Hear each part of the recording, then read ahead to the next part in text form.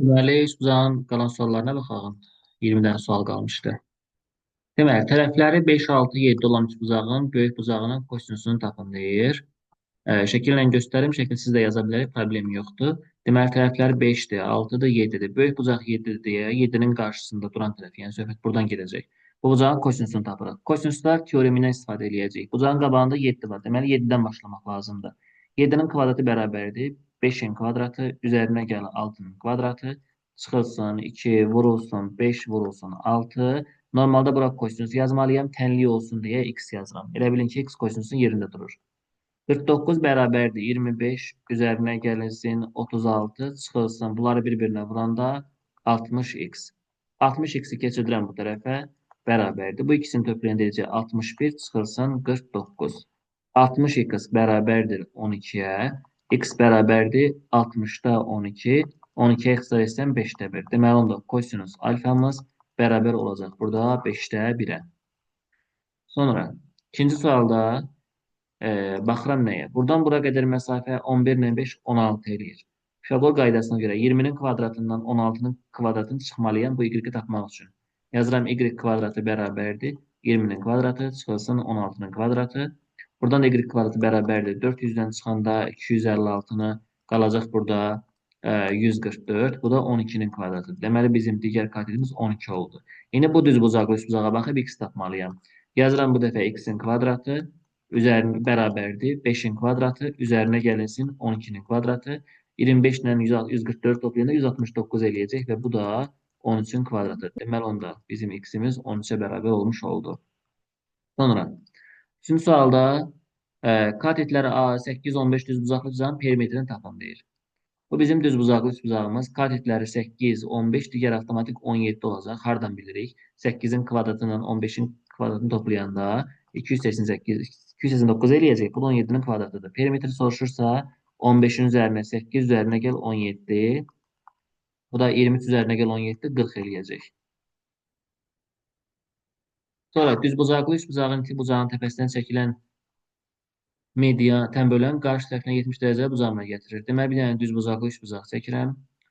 Deyir ki, üç bucağın iti bucaq təpəsindən çəkilən. Buradan bir dənə çəkdim tənböləni. Tənbölən qarşı tərəfinə 70 dərəcə bucağına gətirir. Buradakı iti bucağı 70 yazıram. Onda bura olacaq avtomatik olaraq 70 bura, 90 bura, bura olacaq 20. Tənbölən olduğuna görə burada 20-dir. Buranı tapdım 40. Onda digər bucağımız olacaq 50. Məndən böyük iti bucağı soruşur. Üst bucağın cavabı olacaq buradakı 50. Söhbət əvvəlki bu üç bucaqdan gedir, bunun bucağından. Sonra 5-ci. Düzbucaqlı üçbucaqda 30 dərəcəli bucaq qarşıdakı katet B-yə bərabərdir. Üçbucağın perimetrini tapın. Deməli, düzbucaqlı üçbucağı çəkirik əvvəlcə. Deyir 30 dərəcənin qarşısı B-dir. Buraya yazıram 30, buraya yazıram 60. 30-un qarşısındakı katet B-dir. Deməli, onda hipotenuzumuz 2B imiş. Çünki 30-un qarşısı hipotenuzun yarısına bərabərdir. 60-ın qarşısı digərin kökü 3 mislidir. Olacaq B kökdə 3. Perimetr deyəndə hamısını toplayıram. 2B üstə B gəlirəm. 3B üzərinə gəl B kök altında 3. B-ni də xaricə çıxarsam, qalacaq burada 3 üzərinə gəl kökdə 3. Ya cavab belədir, ya da belədir. Hər ikisi ola bilər. Fərqi yoxdur. Sonra 6-cıda. Katetlər deməli 6, 9, 12-dir. Məndən soruşur A katetin üzərindəki proyeksiya nəyə bərabərdir? A katetdə 9-dur. Deməli 9-un proyeksiyası lazımdır. Düzbucaqlı üçbucağı çəkirik əvvəlcə. Hündürlüyü də çəkirik. Kiçik katetimiz A bərabərdir 9-dur. B bərabər 12. Əvvəlcə mən buradan C-ni taparam. C-nin kvadratı bərabərdir 9-un kvadratı üzərinə gəl 12-nin kvadratı. Bu da eləyəcək 225. Bu da olacaq C bərabərdir 15. Buraya yazıram 15. Məndən soruşur, bax bu x qoyduğum yerə. Burada da qayda proyeksiyanın qaydası belədir. Katilin kvadratı bərabərdir. Hipotenuzun üzərindəki proyeksiyanı hipotenuza vurursan. 15 vurulsun x. Bu da 81 bərabərdir 15x-ə. X də bərabərdir 5,4-ə. Sonra sual 7-də. Düzbucaqlı üçbucağın düzbucaq təpəsindən çəkilən hündürlüyü 8-dir, hipotenuz 16-dırsa x tapın. Bu düzbucaqlı üçbucağımız deyir düzbucaq təpəsindən çəkilən hündürlük bura 8-dir. Hipotenuzu 16 sm və x sm silər ayırır. Bu 16-dır, burada x-dir. Bizdən 8 soruşur, x soruşur ki, nəyə bərabərdir? Bu da katetin belə deyək də hündürlüyün düsturu h kvadratı mn-dir. Yazıram 8-in kvadratı bərabərdir 16 vurulsun x-ə. Bu da 64 bərabər 16 x-ə. X də bərabərdir 64-ü 16-ya böləndə 4 qalır. Gəldik bura.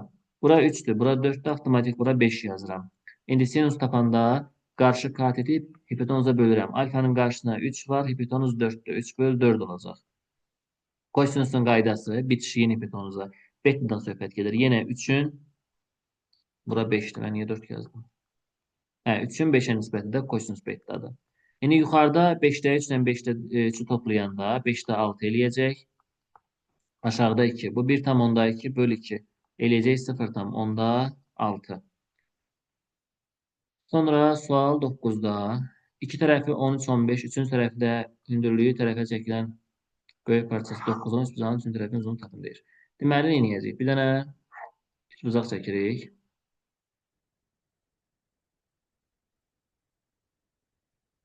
Deyir, 2 tərəfi 13, 15-dir. 13, 15.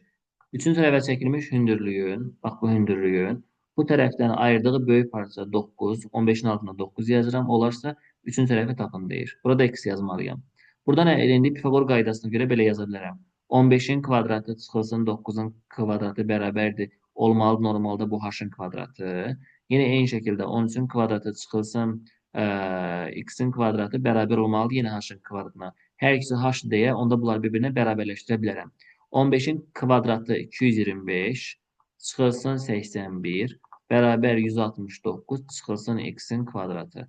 Bu eləyəcək burada 144 bərabərdir 169 çıxılsın x-in kvadratı. X-in kvadratı bərabər 25-ə, x də bərabər olacaq buradan 5-ə. Buraya yazıram 5. Üçbucağın böyük tərəfinin uzunluğunu soruşurdu. Üçüncü tərəfin daha doğrusu 5 ilə 9-un cəmi eləyəcək üçüncü tərəfin uzunluğu 14. 10-cu sualda deməli ABC üçbucağında C bucağı 60 dərəcədir. Şəkil çəkək. C bucağına yazıram 60 dərəcə. Buraya yazaq A, buraya yazaq B. B bucağına yazıram 45 dərəcə. AC-ni mənə verib kök altında 6 və AB-ni soruşur.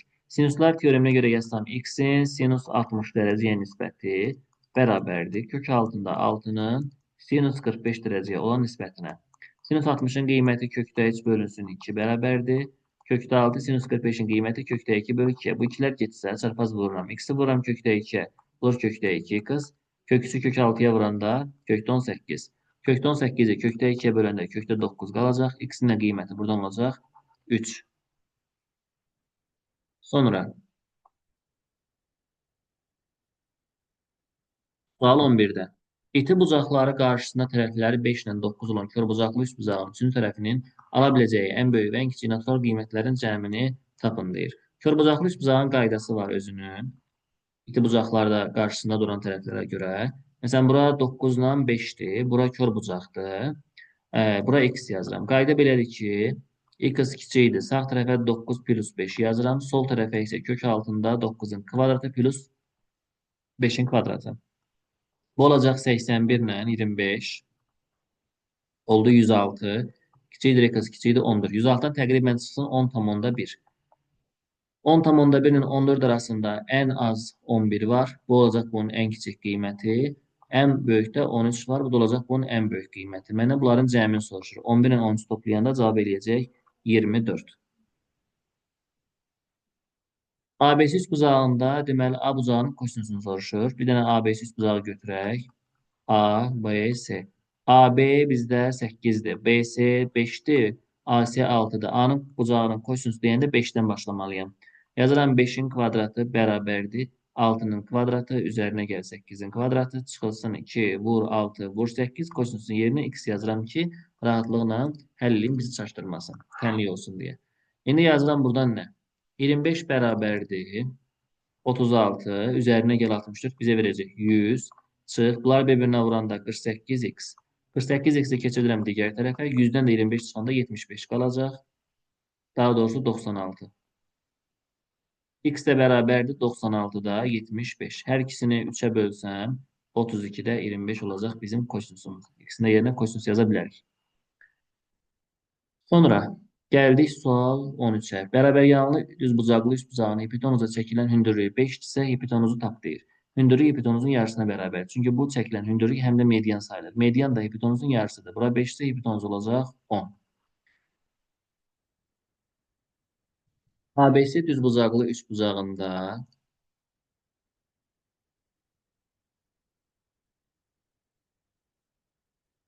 B bucağı 90'dır. A, B, C bucağı 90'dır. B bucağı 30 dərəcədir. Onda avtomatik olaraq A bucağı 60 dərəcədir. CN hündürlükdür. Bura bir 90 dərəcə N yazıram. AN 18-ə bərabərdir. BN də yoxdur. X yazıram bura. Deməli, baxıram. Bura 60 dərəcədirsə, avtomatik bura 30 dərəcədir. 30 dərəcənin qarşısı 18. Deməli, hipotenuzumuz əvvəlcə, yəni 90-ın qarşısı 36 olubdur. İndi böyük bucağa baxıram. 30 dərəcənin qarşısında kim durur? Baxıram 36 durur. Deməli onda 90-ın qabağında o pişi 72 durmalıdır. Çünki 30-un qarşısı hipotenuzun yarısıdır. Hipotenuz 72 olub ki, bura 36 olubdur. 72-nin də 18-i bura yazılıbdır. X-ə qalacaq. O zaman 54. Sonra sual 15-də oturacağı 36 olan bərabər yanlış bucağın təpə bucağı 90 dərəcədir. Yan tərəfi tapın deyir. Deməli, bu bərabər yanlı düzbucaqlı üçbucaqdır. Təpə bucağı 90-dır, oturacağı da 36-dır. Onda bura 45-45 dərəcə olaraq bölünmüş olacaqdır. 36-nı bölməliyəm 45-in qaydasına kökdə 2-yə. Bu da eləyəcək 18 kök altında 2. Yan tərəflərimiz deməli olacaq bu şəkildə. Sonra 16-da düzbucaqlı üçbucağın iti bucaq təpəsindən çəkilən tənböləni qarşıdakı tərəflə 80 dərəcə bucaqla gətirir, kiçik bucağı tapın deyir. Deməli, nə edəcək? Bir dənə düzbucaqlı üçbucaq çəkək. Diğerində burada iti bucaq təpəsindən çəkilən tənböləni. Buradan bir dənə tənbölən çəkirəm. Gəldi qarşı tərəfin üzərində 80 dərəcəli bucağımla getirdi. Bura 80-dirsə 90-dan 80 çıxanda bura qalır 10. Tənbölən deyə burada olacaq 10. Bura 20 verdiyinə görə bura mənə 70 verəcək. Məndən kiçik iti bucağı soruşur. Kiçik iti bucaq da burada olacaq 20 dərəcə. Sonra sual 17. Bərabər yanlı düzbucaqlı üçbucaqda hipotenuzda endirilən hündürlük hipotenuzun cəmi. Bərabər yanlı düzbucaqlı bucaqda hündürlük x-dirsə, hipotenuz 2x-dir. Və bunların cəmi bərabər 24-ə, 3x bərabərdir 24-ə, x bərabər olacaq 8-ə. Median hündürlük 8-dirsə, hipotenuz soruşur. Hipotenuz ondan 2 dəfə çoxdur, cavab eləyəcək 16. Sonra sual 18-də sinus bucaq B-ni soruşur. Əvvəlcə kosinus tapıb, sonra sinus tapmalıyıq uşaqlar burada. ABC üçbucağında bu hər hansı üçbucaqdır? Hə. Deməli adlandırsaq ABC üçbucağında bura A, bura B, bura C olsun. AB 6, AC 2, BC-dəki 6-dır. Və bizdən nəyi soruşur? Deyir sinus bucaq S'nin. Bu bucağın sinusunu. Deməli, buradan başlamalıyım. Əvvəlcə kosinus tapım, sonra sinus taparam. Deməli, neydim? 6-nın kvadratı 36 bərabərdir. Yenə 6-nın kvadratı 36. Üzərinə gəl 2-nin kvadratı 4. Sonra çıxılsın 2 vurulsun 6 vurulsun 2 vurulsun kosinus alfa.